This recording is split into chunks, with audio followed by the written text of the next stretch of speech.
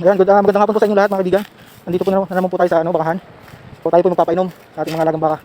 Yung po mga nakatali, papainumin natin. At bago po pagpatuloy yung aking video, shout out nga po pala kay Senny Cacho. Sa bago kong kaibigan. Kaibigan, kumusta ka? Ingat-ingat lang sa trabaho. Good luck sa iyong trabaho dyan sa ibang bansa. Ayan. Po mga kaibigan, tayo po magpapainom na ang ating mga alagang baka. So, at shout out na din po pala sa mga kaibigan ko sa YouTube. Ayan, wala sawa niyong pagsuporta. Mabuhay po tayong lahat. And God bless po. Samahan po niyo ako sa aking punta lagi dito sa bukid, mga kaibigan. Ayan. Dito na po pupunta ating ayusin natin yung ating baka. Papainumin natin mga kaibigan. Sabit na.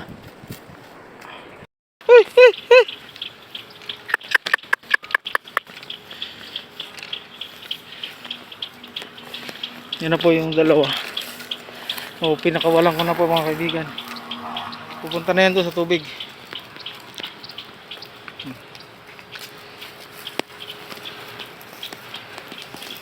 Punta na po yan doon sa tubig mga kaibigan. Pakaminom.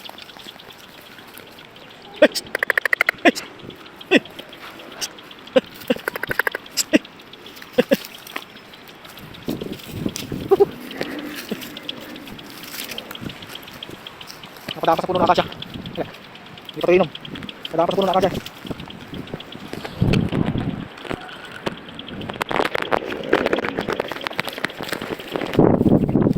Alam ko dito na pupunta sa sapa. Nagdaman dito sa puno ng akasya. Sama na. Ikaw na ito. Masahin. Kaya yung mga papunga ng akasya. Mano? Isip lagat. Foto yung mga. Ganito po, ubos oras eh. Pag may mga nakataling baka. Hindi katulad ng nakawala. Hindi mo na asikasuhin. Punta na sa sapa kapag yung nauhaw. So ito, isa-isahin mo pa. Malaking baka.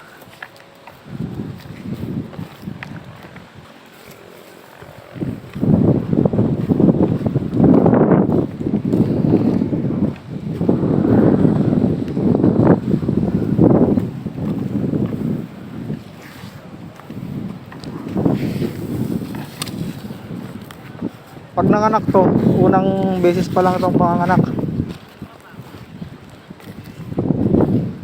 Nabubuhay na yung dede niya eh. Doon pa siya uminom sa ilalim ng puno. Kapag ganitong tag-araw, ang baka, hindi naman masyado namamayat kahit walang makain. Marami po siyang uminom ng tubig eh. Importante po yung tubig sa baka. Pag naman tag-ulan, hindi po sila mahilig uminom ng tubig. Bawi naman sila sa damo.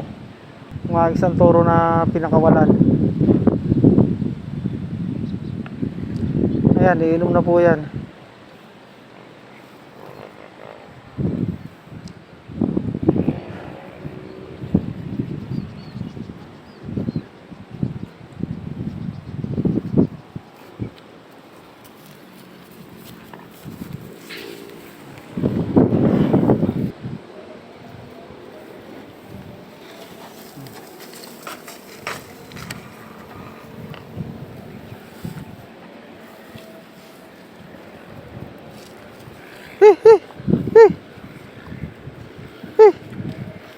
Ako na, sa taas. Tapos ko na. Ayaw umalis nung yung baka dito eh. Mayroon siyang natanaw na damo eh. Gusto nilang kainin. Tatali ko na lang dito. Kawawa naman yung mga baka. Sobrang sabik sa sariwan damo. Pag nakapunta dito sa sapa, ayaw nang umalis.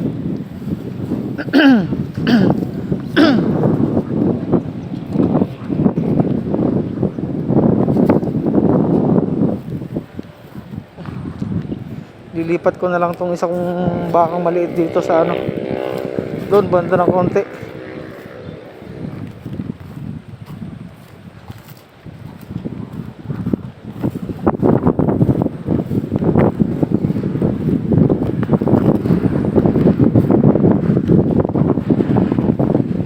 ng hangin.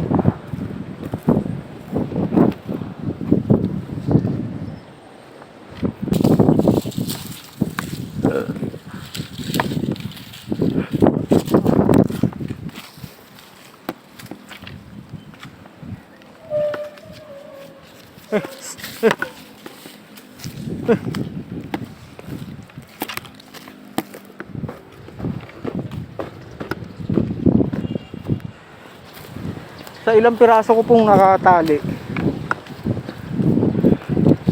focus na sa ilang piraso na lang. Ano pa kaya kung lahat po ng baka ay nakatali? Wala ka na sigurong pahinga papapagpainom. Papakita ko po sa inyo kung paano ako tumawid sa kabila. Yan pong riprap na yan, yan, shortcut ko na lang po yan. Paakit po tayo mga kaibigan. May daan dito eh. So, yung nakataling baka dito sa kabila, papainumin ko. Tinatamad ako magmotor, kaya dito na lang tayo. Oo, konting ingat lang. Oops! Ayan, daan tayo dito. Ayan po. Dito po ako dumadaan.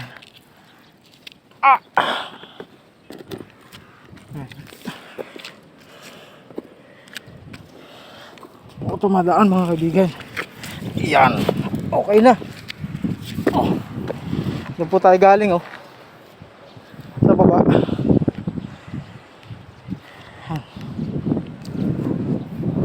Oo. Bali po ang gagawin ko dito,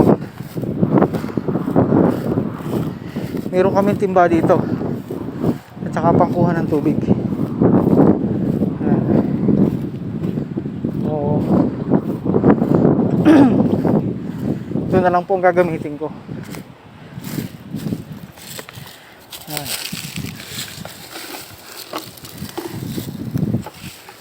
Papakita ko po sa inyo ginagawa namin dito. Kaya po mahirap pa yung baka na nakatali. Hindi naman pwedeng hindi mo siya paiinumin. Yan. Dito po kami kumukuha ng tubig. Kita niyo po yung lalim. Yan po siya. Tingnan niyo yung pagsalo ko ng tubig.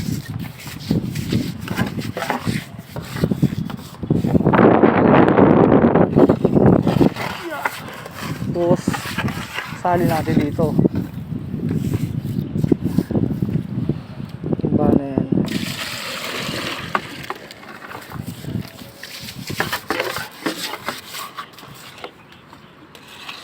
Kasi po dito sa parte na to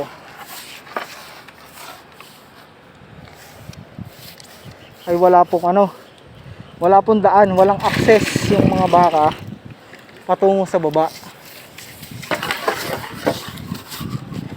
Kaya po kailangan dito may pansalok na ganito. Kasi sinasalok. Ayan.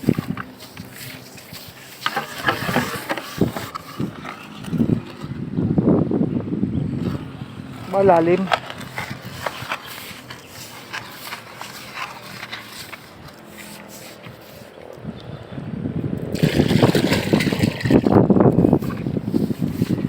Po mga kaibigan malalim mga bagong panalok.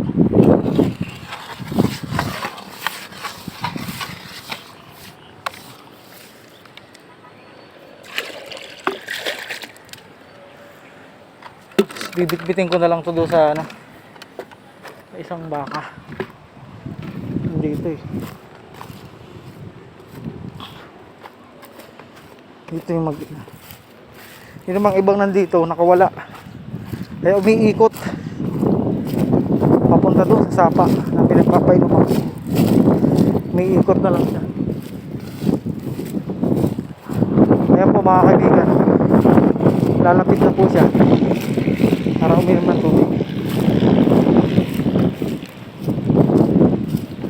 Ito yung bagong anak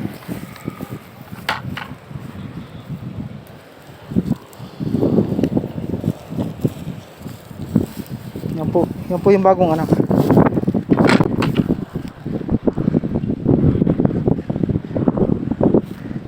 Dati po itong lugar na to, yung banda may daan. Ngayon po wala na kasi nirepra pa na. Kaya po itong ubusin 3 balding tubig. Lalo na pag ganitong mainit. Nasa 3 balde. Kaya kapag ako po ay umalis, at wala dito, yung anak ko, patulong yun kapag ayos ng baka. Mga anak na lalaki. Kukuha po ulit ako, kulang yun. Kulang yung tubig niya.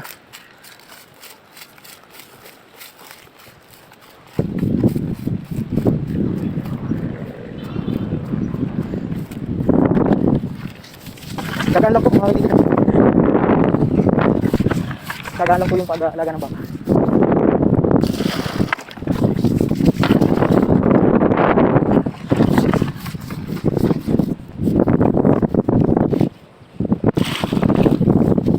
Lalim na po. Lalim yung mga namin ng tubig. Pag hindi kami taas.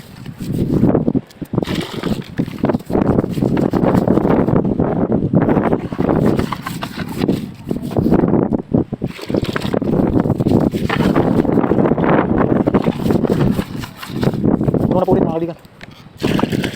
Nagaling po ulit yun. Kawawa po kasi yung baka kapag hindi pinainom. Kapatid nagwawala po yan hanggang sa malabot yung sali. Yan. Lang na kulang yung dalawang baldi. Ito po yung anak niya. May inom din. Gusto rin uminom. Nauuhaw din siya.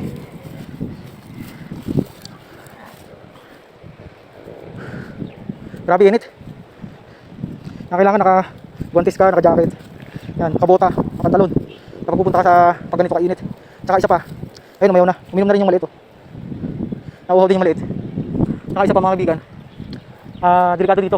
Kasi marami po dito mga ahas. Delikado po dito na wala kang bota. Yung mga cobra din po dito. Kaya kailangan nakabota ka.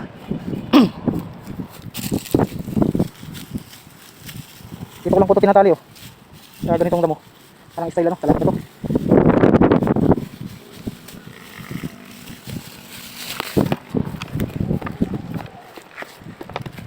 Pumunta agad siya dun sa puno ng lalim na akasya. Hindi ko ito mahihila. Pumunta dito sa lalim na akasya.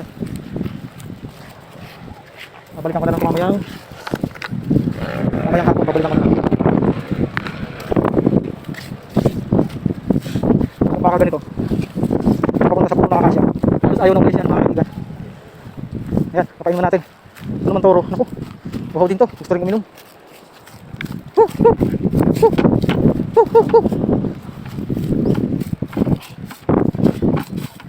Yung buyer ng toro, hindi kami nagkaigi. Hindi kami nagkasundo sa presyo. Kaya hanggang ngayon, nandiyan pa yung toro. Iikot lang yung toro na yun.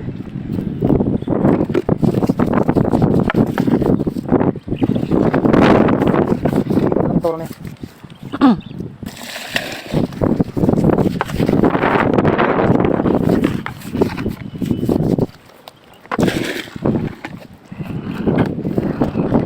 Ayan. Tapos bababa na po ulit ako doon sa binababa ko mga kaibigan. Itong peryahan dito wala na. Nakalas na po yung peryahan. Akang lilipat yata sila bandang Bicol.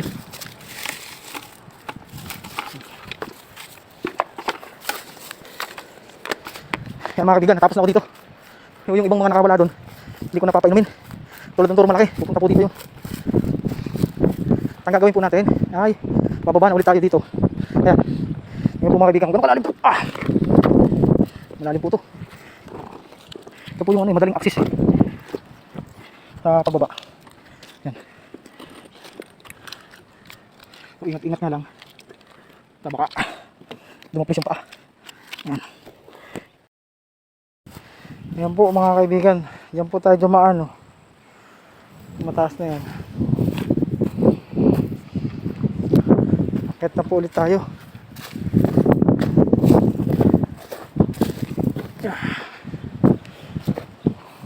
Eh.